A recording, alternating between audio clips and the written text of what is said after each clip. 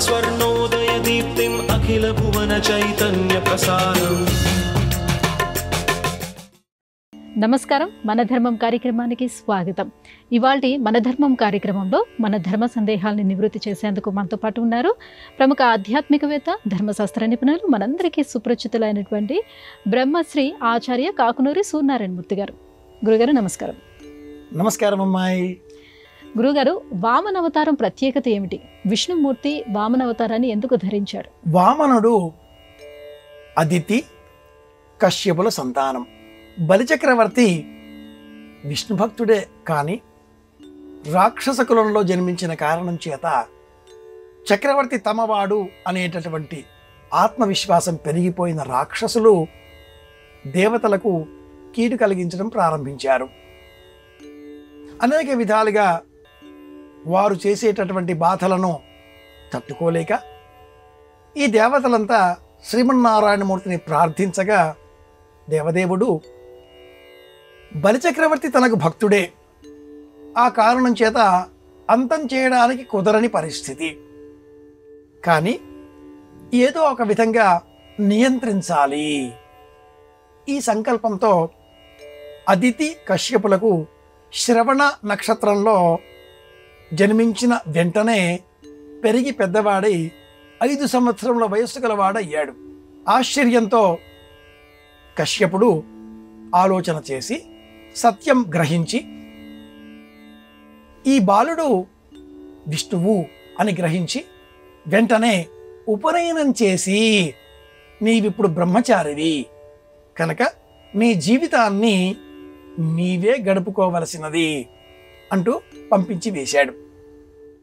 బ్రహ్మచారి యాచనా వృత్తితో, అంటే భవతి భిక్షాం దేహి, భవాన్ భిక్షాన్ అంటూ అడిగి 5 ఇండ్లలో మాత్రమే, ధర్మాలు వేరే ఉన్నాయి, అలా జీవించాలి. వామనుడు అలా బయలుదేరి ఆ సమయంలో బలిచక్రవర్తి సత్రయాగం చేస్తూ ఉండగా అక్కడికి వచ్చాడు. వరుసలో ఉన్నాడు. తన వంతు రాగానే ముందుకు వచ్చాడు. ఏం కావాలి అని అడగగా 3 అడుగుల నేల కావాలి అన్నాడు. ఆశ్చర్యంతో బలిచక్రవర్తి, ఒడుగా ఎవరివాడవెవ్వడు సంవాస స్థలం వెయ్యది. పోతనామాచుల వారు ఎంత బాగా చేస్తారో ఒక్కొక్క పద్యాన్ని. వడుగో జన్నిదమో కమండలువో ఇవి అడగాలి, కానీ ఈ 3 అడుగుల నేల ఏమిటయ్యా అన్నాడు. అక్కడే ఉన్న భృగు మహర్షి శుక్రాచార్యుడు క్షణంలో గ్రహించాడు ఏం జరగబోతుంది. ఇతడు త్రివిక్రమ స్ఫురణ గలవాడు. ఇస్తాను అన్న మాట ఇచ్చావు, ఇవ్వడం పూర్తి చేయకు అంటూ అడ్డుపడ్డాడు. బలికి అర్థమైంది విషయం. ఇంతవరకు వచ్చిన వాడు తనను నియంత్రించే వెళతాడు. తాను ఏ దైవాన్ని స్మరిస్తున్నాడో ఆ దైవమే ఎదురుగా. కనుక అన్నమాట ప్రకారమే తన భార్య వింధ్యావళి నీళ్లు పోస్తూ ఉండగా వామనుడి పాదములు కడిగి ఆదిం శ్రీ సతికొప్పుపై అక్కడ ఉండే చెయ్యి క్రింద కావడం, నా చెయ్యి పైన కావడం, ఇంతకంటే భాగ్యం మరి ఇంకేముంటుంది? ఏదీ శాశ్వతం కాదు, ఏదీ మన ఎంబడి ఎప్పటికీ ఉండదు అనేటటువంటి వేదాంతపరమైన పద్యములను పోతనామాచుల వారిని మనం జ్ఞాపకం చేసుకోక తప్పదు. ఈ సందర్భంగా త్రిపాదధరణీం దాస్యామి అనగానే ఆ వామనుడు స్వీకరించి ఇంతింతై వటుడింతయ్యి మరియు తానంతై అలా ఎదిగిపోయి బ్రహ్మాండాంత సంవర్ధి అయి విశ్వరూపాన్ని ప్రదర్శింపజేశాడు. ముందుగా ఆ భూమి ఆకాశం అన్నప్పుడు సూర్యమండలం ఛత్రంగా భాషించింది. చివరకు వామనుడికి పాదానికి సంబంధించిన కాలి బొటనవేలిలో మెరిసిపోయింది అంటాడా మహానుభావుడు పోతనామాచుల వారు. ఇది క్రమాలంకారంగా చెబుతూ ఉంటారు. ఇలా చూసినా ఒక పాదంతో భూమండలాన్ని, ఒక పాదంతో వియన్మండలాన్ని 2 అడుగులు అయిపోయినవి అని చెప్పి 3వ పాదాన్ని శిరస్సు పైన ధరింపజేసుకున్న ఆ బలిచక్రవర్తిని ఆశీర్వదించాడు. బలిని పాతాళానికి పంపించి వేశాడు. వామన జయంతి ఈ సందర్భాన్ని పురస్కరించుకొని విశేషంగా ఈ రోజున దశావతార స్వరూపాలను మనం తలుచుకోవాలి. చిన్నారి బాలబాలికలకు ఆహార పదార్థాలను బహుమానాలుగా అందించాలి. పిల్లలకు ముఖ్యంగా పురాణ కథలను తెలియజేస్తే వారికి కూడా వైజ్ఞానిక దృక్పథం అలవడుతుంది. ఇది విషయం. గురుగారు, వామన పురాణంలో వినాయకుని యొక్క జన్మ వృత్తాంతం కొంచెం వేరుగా ఉంటుందని అంటారు. ఆ కథ యొక్క ప్రత్యేకత ఏమిటి? ఒక్కొక్క పురాణంలో ఒక్కొక్క కథ వినాయకునికి సంబంధించి వినాయకోత్పత్తి అన్న పేరిట వామన పురాణంలో ఈ కథ చాలా ప్రసిద్ధమైనది. శివపార్వతులు వివాహం అయిన అనంతరం వారికి కలిగే సంతానం రాక్షస సంహారం చేస్తుంది.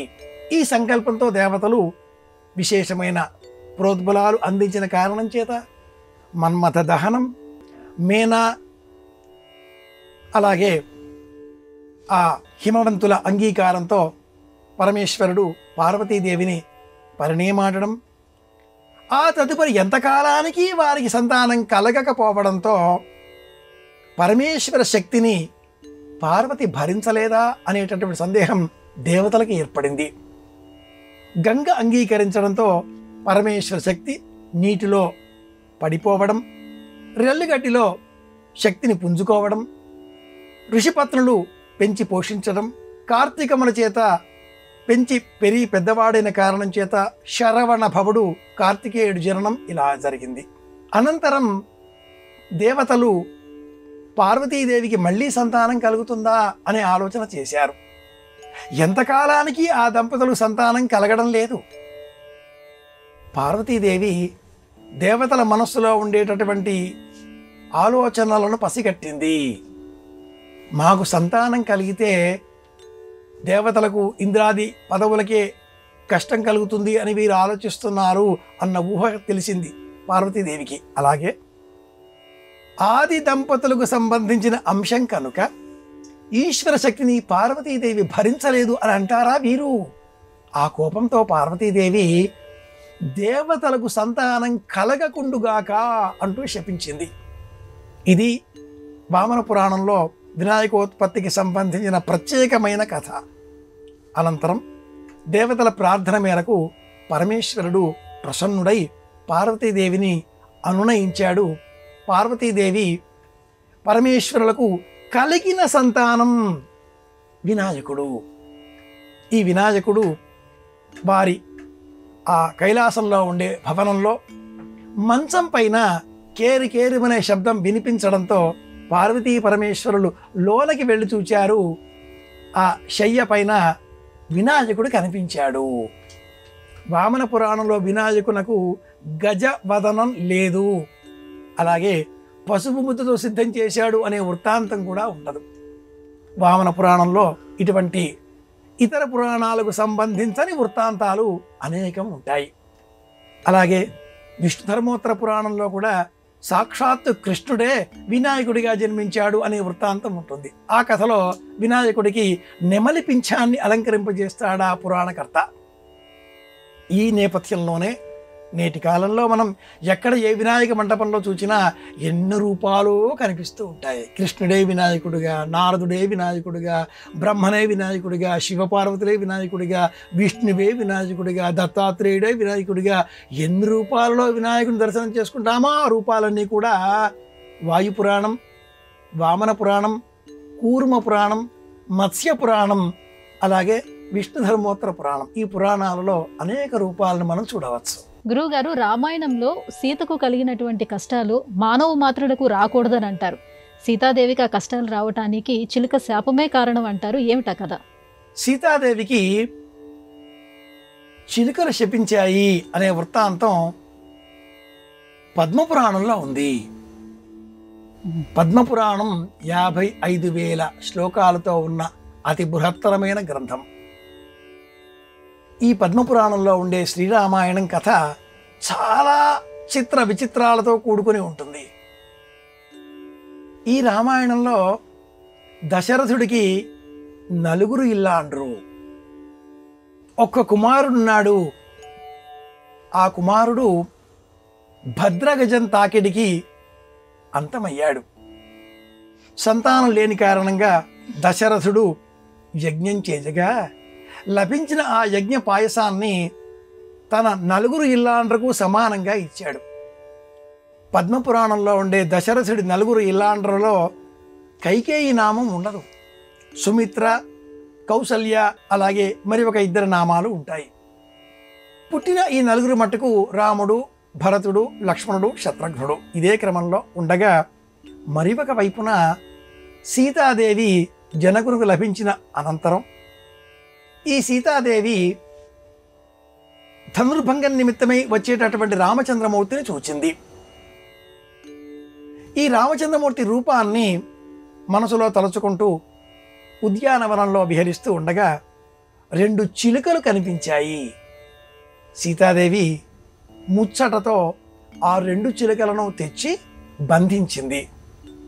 ఆ 2 చిలుకలలో ఆడచిలుక, నన్ను బంధించడం అన్యాయం, నేను గర్భవతిని, ఇలాంటి ధర్మంలో ఉన్న నన్ను ఇలా నీవు బంధిస్తే ఘోరం, పాపం, నేరం అంటూ అనేక పదాలతో దూషించింది.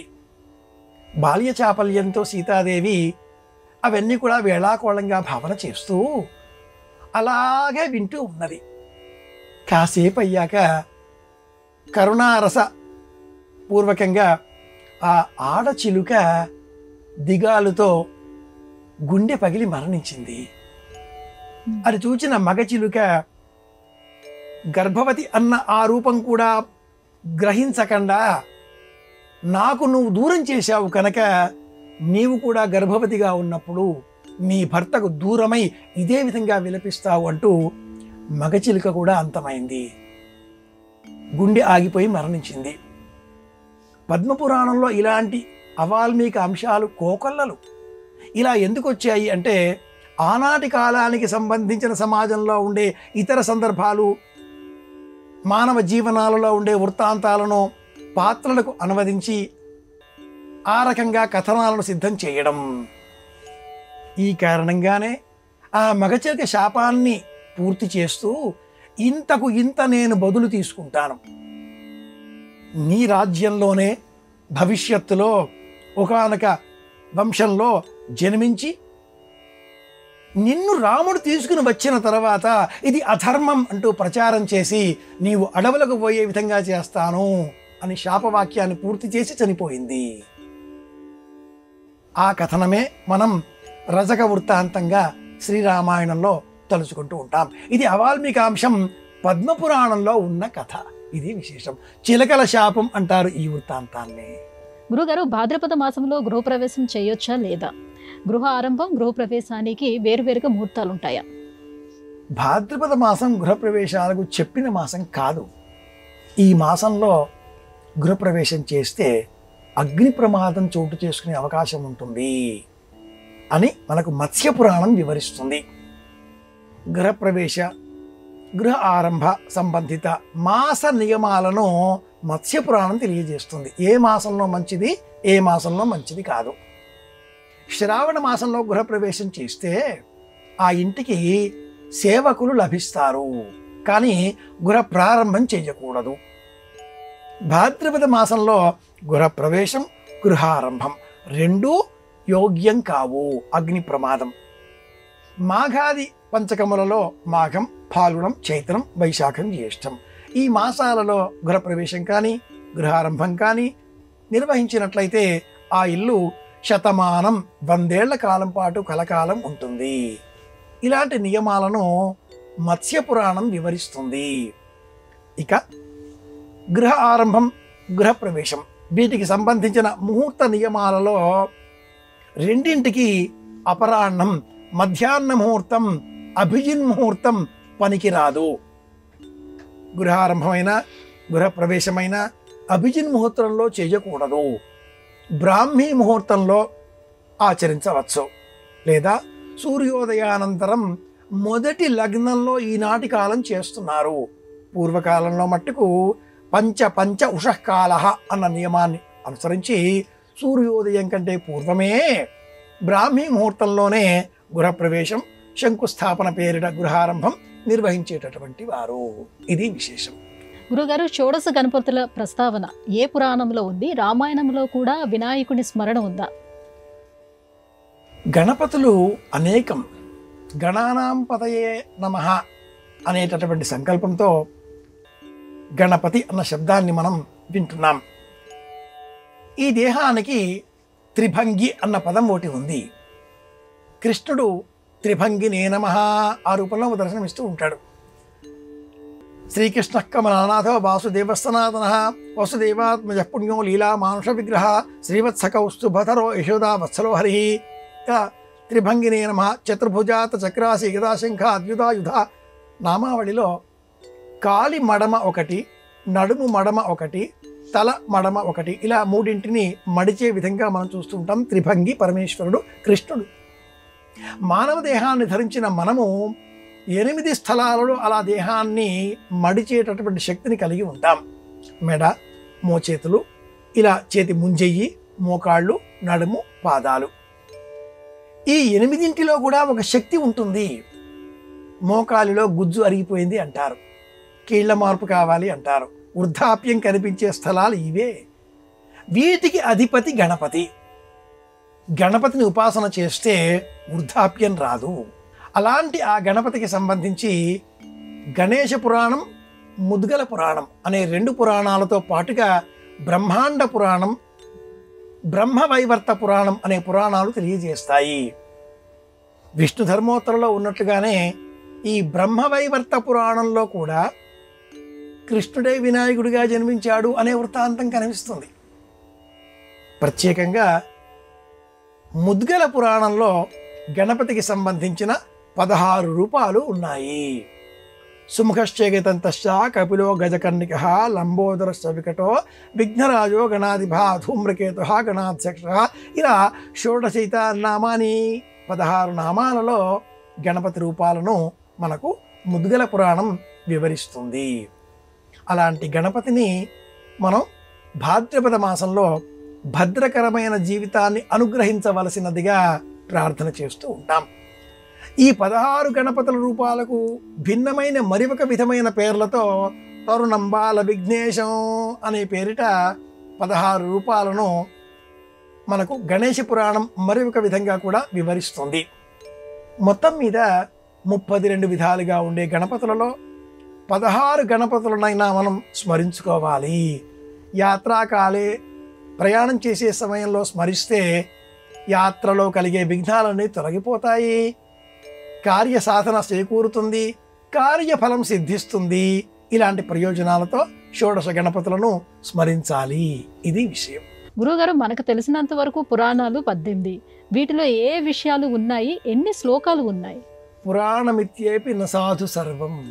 పురాణాలలో చెప్పబడినవన్నీ కూడా సాత్వికమైనవి, సత్యమైనవి కావు అన్న మాట ఎలా ప్రచారంలో ఉన్నదో, పురాణాలన్నీ విజ్ఞాన సర్వస్వాలు.